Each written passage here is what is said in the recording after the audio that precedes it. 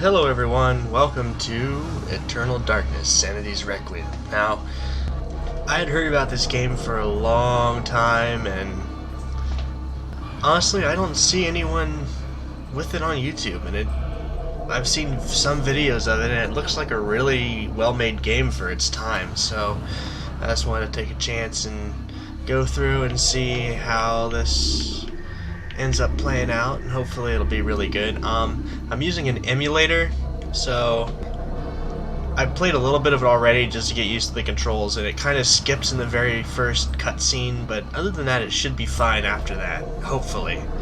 So anyways, let's begin. Wait. Start game there. Continue. Flesh, bone, bound together with the oddest magical incantation. This wretched book is where it all began so long ago. Before time, before humanity. I am Dr. Edward Roivas. I am a clinical psychologist. I am also dead. This is not my story, nor even the story of the Roivas family. It is the story of humanity. Like it or not, believe it or not, as you will. Your perceptions will not change reality, but simply color it. Humanity has been on the edge of extinction for 2 millennia, ignorant of so much and dependent on so few. The Guardians grow restless. Their time once again near. Whether by fate or misfortune, my family has crossed their path, and they didn't take kindly to it. Their attention turns to my granddaughter, for she is the last of my line, and the last hope for humanity.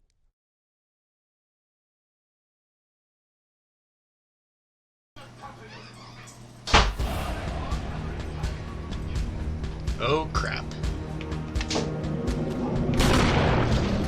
This kind of confused me in the beginning because instead of typical shooting controls, you just press the A button and it's automatic, I guess.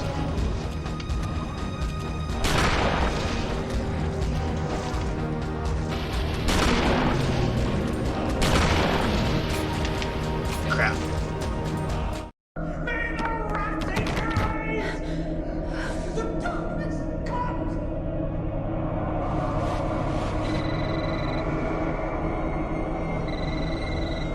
Remember me, Alex.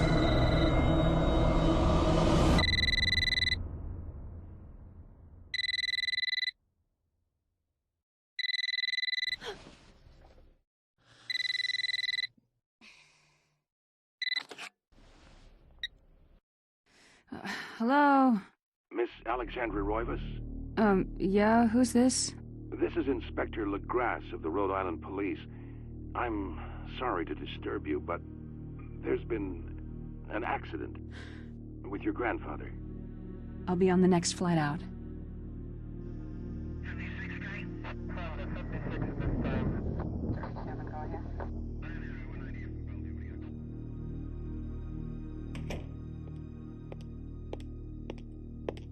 Ah, Miss Roivas.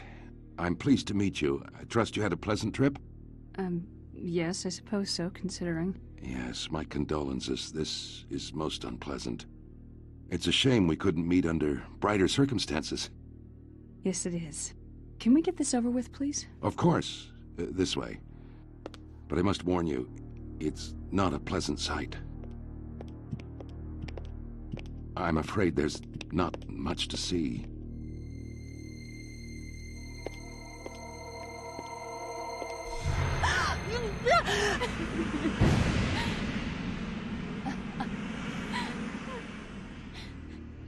Miss Roivas, is that your grandfather, Edward? Yes, it's him. He's wearing our family ring. I don't understand. Why are you showing me this? Can't you check dental records or something? What is wrong with you? I'm sorry. It's my job, lady. You're the only living relative, and no, we can't check dental records. There's no head. None of this makes sense. There's no sign of intrusion, and there was certainly a lot of force used here. I have never seen anything like this in my 20 years on the force. We have no evidence except for the body, and what's left doesn't say much. Ugh, we don't have a single clue. Well, you better find out who did this. I'm not leaving Rhode Island until you do. There must be some clue in this old mansion revealing what happened. I want answers. So do I. I wish I had some.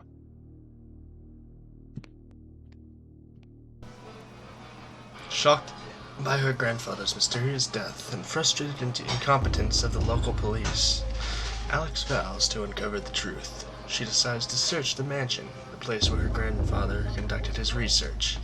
If there was a tie to his past and possibly a tie to his murderer, it would be here. Alright, let the search begin. You know what, when I played this beginning part before, I never checked upstairs. I want to do that real quick. These paintings.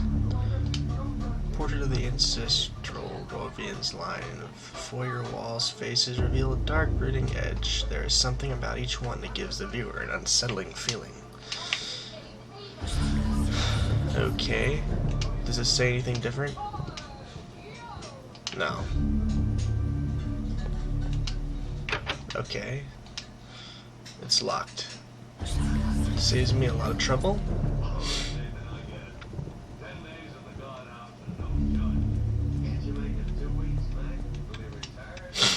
Detail. A beautiful carriage clock. The hands appear to be stuck, yet the clock continues to tick, with the time permanently set to 3:33. There's a key in the back of the clock, presumably for winding it. Should Alex look at the key? Yes. Alex picks up the desk clock and puts the key from it. However, there's something odd about the key. It isn't for winding it at all. It looks like a dresser key. Alright.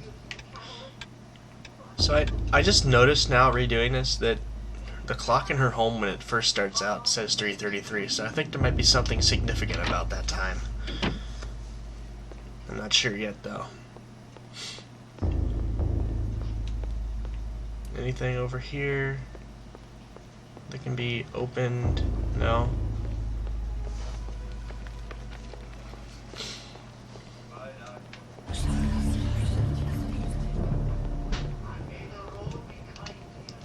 Detail. A wooden plaque is fastened to the door, taking the place of the lock. A colored sigil is carved into the wood above the wide slot.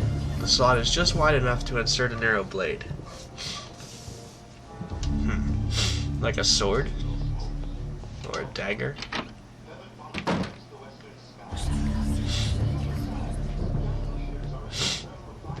Oh wait, there's a place back here, I forgot about that.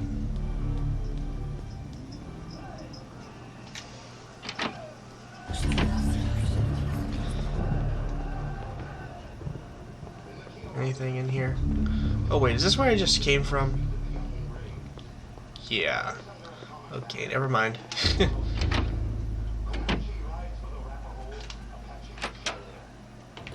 Back here. A grand piano stands here, waiting in the hands of a decent musician. Unfortunately, Edward never really lived up to that description, and as such, the piano fell into disuse.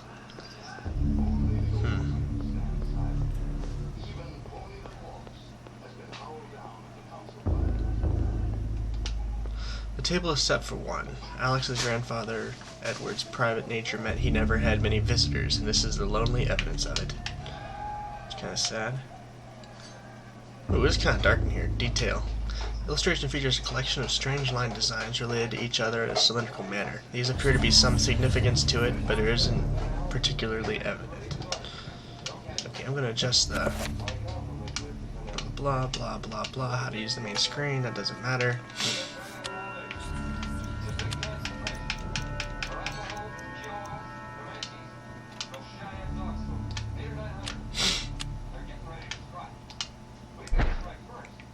Alright, is that better? Yeah, that's a lot better.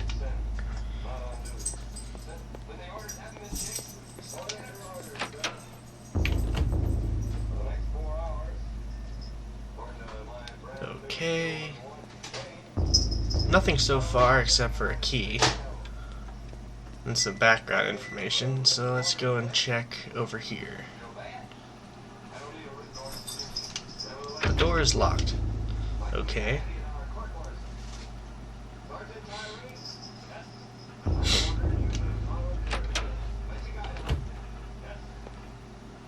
Wait, what's this? Oh. I didn't see this last time. What is that?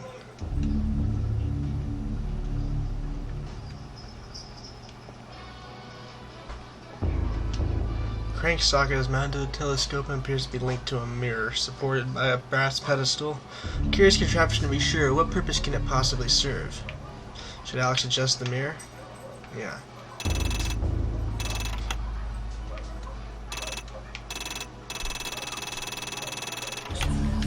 It's missing.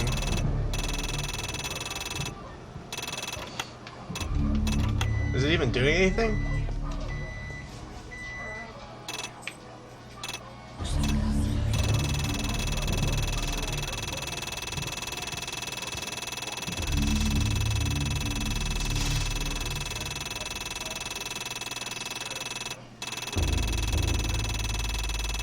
I can't tell if anything's happening.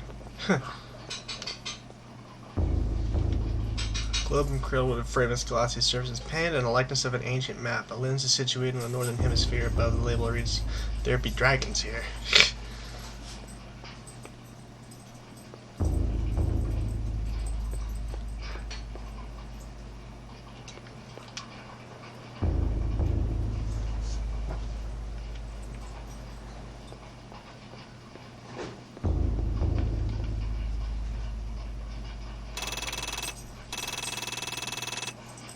I can't tell what it's adjusting.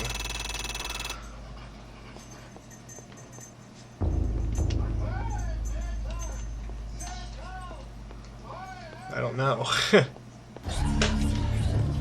Say anything else? Antique, the telescope stands testament to his eccentric taste. His lens eye stares empty at the ceiling as if awaiting future use. Okay, I can't tell if it's adjusting anything, so I'm not gonna mess with it right now.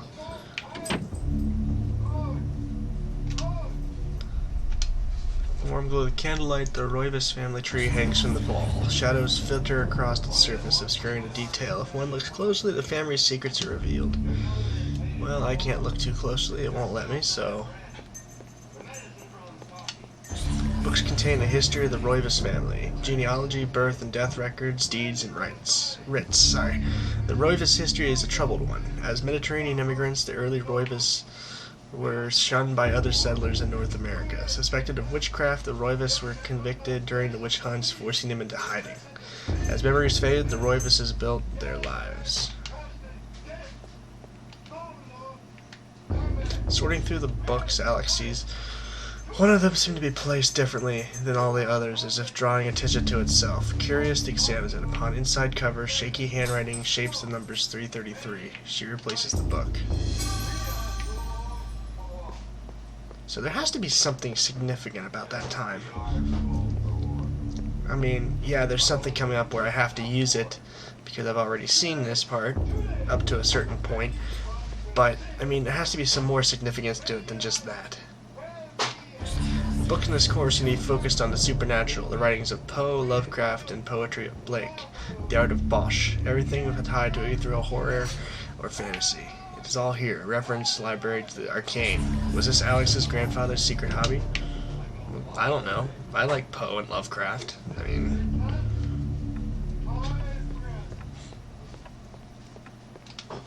I never understood that.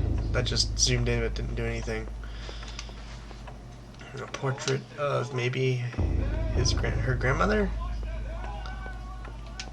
A slight draft can be felt issuing from beneath the bookshelf, almost as though there was a vent or empty space behind it. Like a secret passage? Detail. This looming grandfather clock seems to stand ominously in the corner.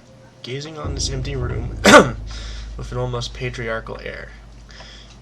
Use the left and right to adjust the clock hands. Should Alex adjust the clock hands? Duh.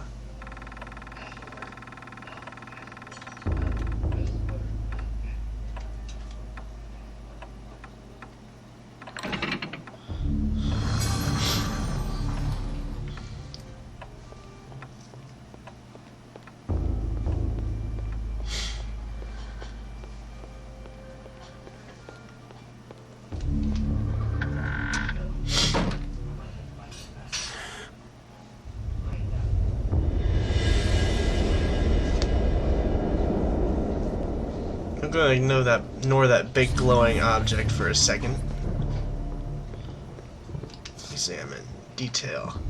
A small shrine of candles. Their placement appears to be very deliberate. Matching the etchings on the table and the wall's illustration, the candles are unlit.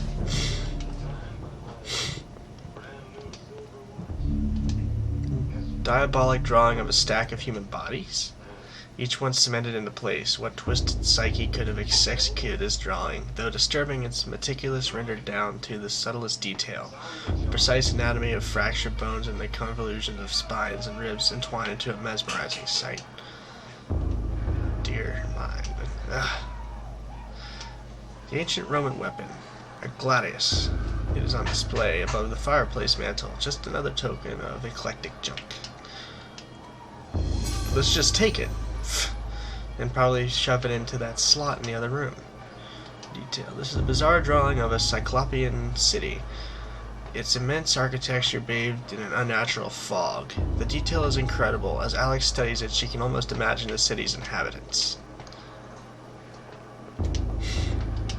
A painting of a jungle-shrouded building. It seems to be a temple in Asia, perhaps from Thailand or Cambodia.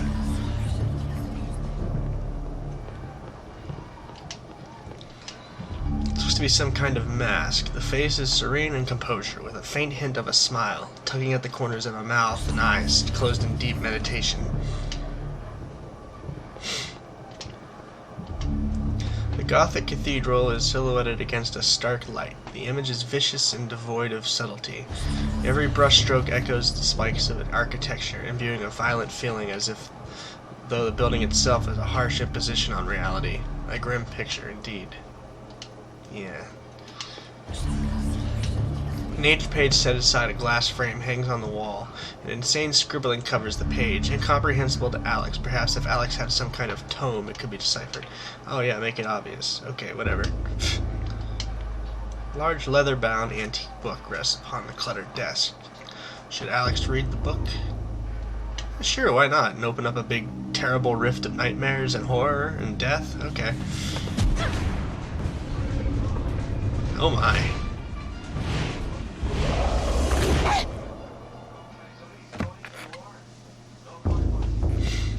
I had no knowledge of what was to come, nor did I care. How the knowledge changed me, it will also change you. As you read this, you will come to learn fear as I have. You too will come to understand, or you will perish. To think that once I could not see beyond the veil of our reality. To see those who dwell behind. My life now has purpose, for I have learned the frailty of flesh and bone. I was once a fool.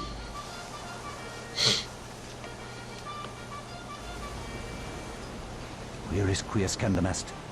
Where is Conservandine?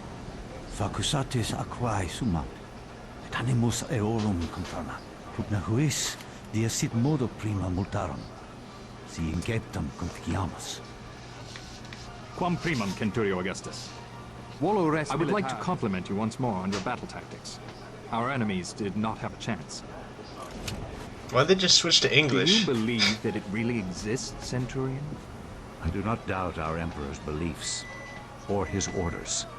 But if we are to retrieve the artifact, then we must be strong and patient.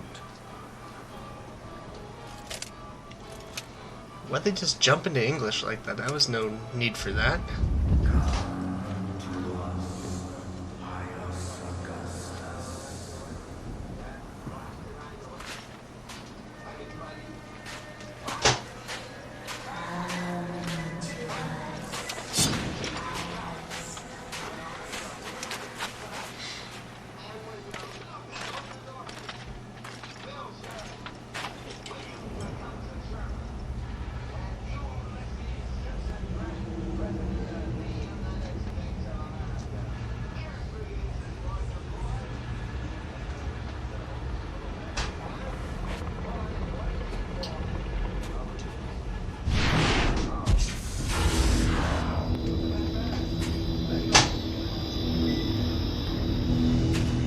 What?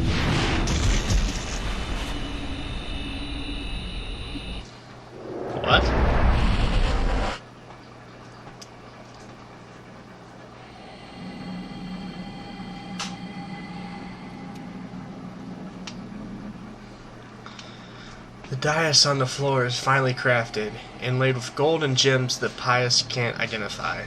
A strong linear design is situated in the middle and is equally unknown to the Roman soldier.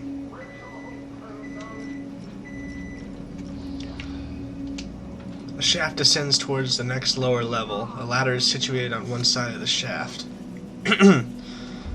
Okay, well, I think I'm going to stop it here, because this is where I ended up playing to when I first went through, just to get used to everything, so I think this is better than nowhere to stop. Anyways, hope this turns out to be a good series, and I hope you guys enjoy it. I'm enjoying it so far. I think it's kind of fun, even though this was made back in '02. Like, God, that was like 13 years ago. Holy cow. I was only 7 years old. Wow. Anyways, yeah, so far this has been Eternal Darkness, Sanity's Requiem, and I will see you in the next episode. Later.